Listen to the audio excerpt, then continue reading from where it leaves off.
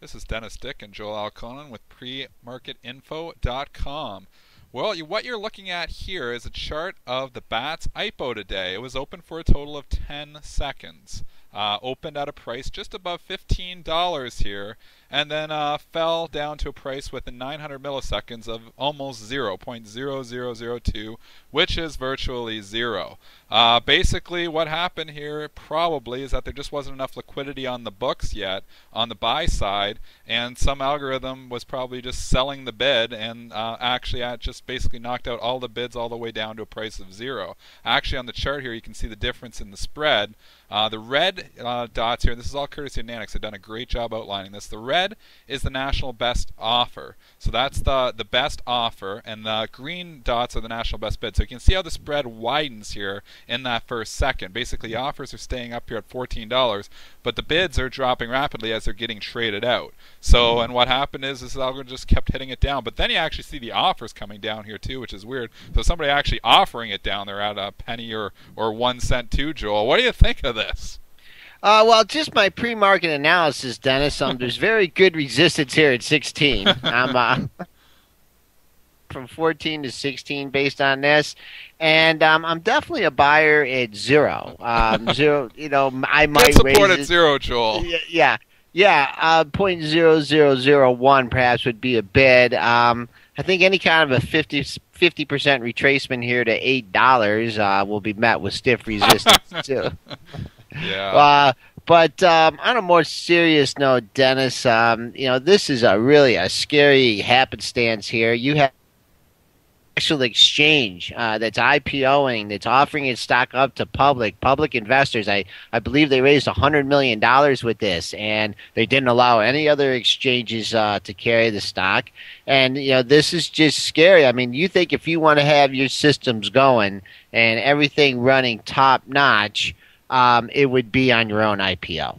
Yeah, and definitely they weren't ready. So hopefully they're supposed to get it back open today. We're still awaiting, obviously, on whether some initial reports was going to open at 12:30 Eastern. Then it was going to open at 1:20 Eastern. Those times have now passed. The stock still is not open. Hopefully they can get it open today, and hopefully it's a little bit smoother the next time around. But it just shows you, that in this algorithmic trading world, things happen very, very quickly. And if you're not 100% ready, some funny things can happen. And awful actually when you can see a stock that's obviously got some type of value trade down to zero multiple times. So good job on Nanix though to show this detailed report here, nanix.net. So thank them for that. And I don't know, any closing thoughts on this one, Joel?